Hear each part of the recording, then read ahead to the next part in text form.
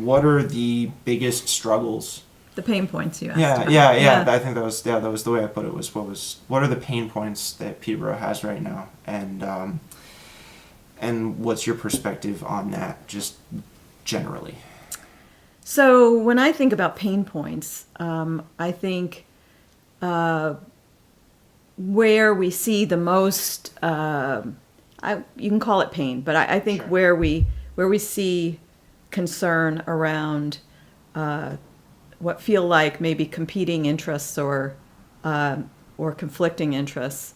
One of those is with a population that's aging and the need to kind of backfill young families, right, and youth into our community so that we have a vibrant, growing economy, right? And so if we all age out, what happens to the community? So the needs of folks who are aging in place, who want to stay in their homes, who need to manage on a fixed income perhaps, right? That's one kind of one end of the spectrum, if you will, and then the other is this need for wanting to create an environment where young families and young adults want to be, want to stay, want to bring their grow their families.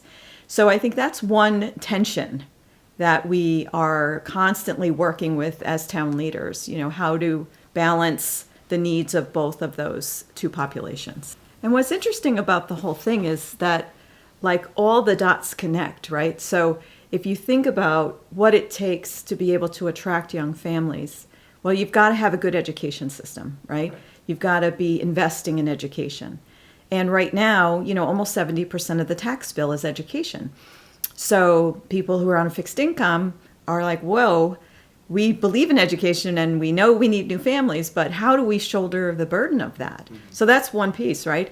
And we can't not invest in education because if we want businesses to move here, to grow here, an educated workforce is key, right? And so having workforce that live here, that want to stay here, that can work in the businesses that are here or start businesses, young entrepreneurs, right?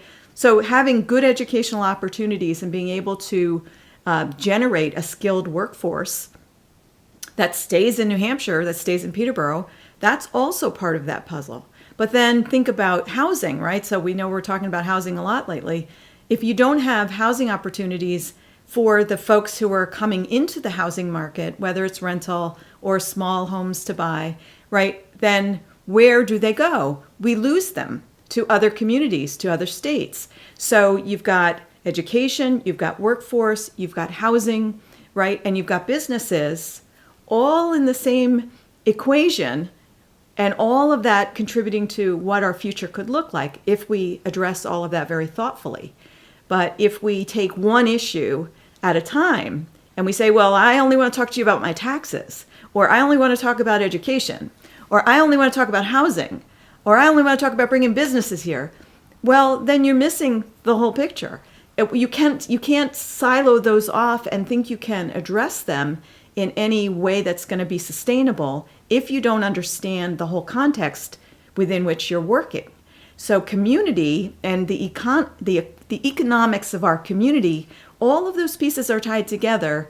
And I think that one of my jobs as a select person is to help people understand the whole picture, right? And how the dots connect so that we can be intelligent and thoughtful about making policy, making decisions about zoning, making decisions about our funding of education and what we put money into and what we don't, and how we do housing and all the rest of that.